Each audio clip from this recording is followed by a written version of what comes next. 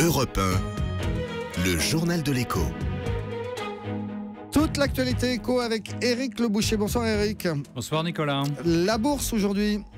Hier c'était en noir, aujourd'hui c'est en rose, mais de toute façon un peu palo. Plus 1,13%, 4569 points. Les investisseurs, on l'a dit, on la répète, attendent jeudi la décision de la Fed. La personnalité du jour. Harald Krüger, le PDG de BMW, 49 ans, il a fait un malaise en entrant sur scène pour la conférence de presse de son groupe à Francfort. Il est à la tête de BMW depuis mai. Alors, il a été reconduit à l'hôpital où il se remet, dit-on. Mais va-t-il pouvoir reprendre toute son activité? C'est vraiment une grosse question pour BMW au moment où la compétition se fait très dure. Le chiffre du jour. 100 milliards de dollars, c'est les dépenses de e-santé des Chinois.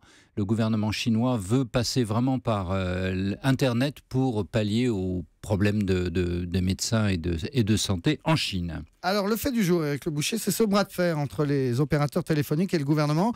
Les groupes de télécom menacent d'abandonner leur promesse de couvrir les zones blanches d'ici à 2017. Oui, ça tourne mal sur ce sujet où le gouvernement fait preuve quand même d'une grande irresponsabilité dans un secteur qui n'en démontre en vérité pas plus. Alors pourquoi? Parce que pour financer France Télévisions sans augmenter la redevance, le gouvernement a donc choisi la facilité. On rehausse une taxe sur le chiffre d'affaires, dite taxe Copé, et ça va rapporter 80 millions d'euros, piqués donc directement dans la caisse des télécoms. En rétorsion, ceux-ci menacent de déchirer l'accord passé en mai dernier avec Emmanuel Macron, de couvrir d'ici à mi-2017 les fameuses zones blanches, c'est-à-dire les zones avec des couvertures dans le réseau.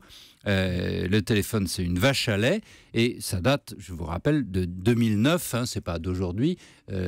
La taxe Copé, c'était sous Sarkozy. Alors, très mauvaise nouvelle par tous ceux qui sont concernés par ce problème dans les zones rurales. La question qu'on se pose, Éric, c'est qui va gagner ce bras de fer?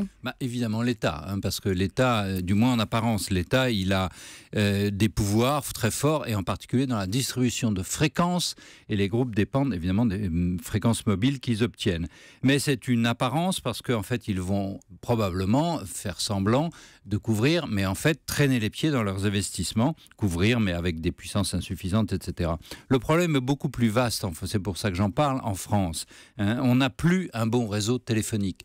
Dans les années 60, on était très en retard, on a fait beaucoup de progrès dans les années 70, on était un des premiers réseaux, un des réseaux les plus modernes, souvenez-vous du Minitel, dans les années 70 et 80. Et puis depuis, on s'est laissé aller. Aujourd'hui, c'est quoi? C'est conversations coupées, on ne sait pas pourquoi, couverture faiblarde, téléchargement impossible.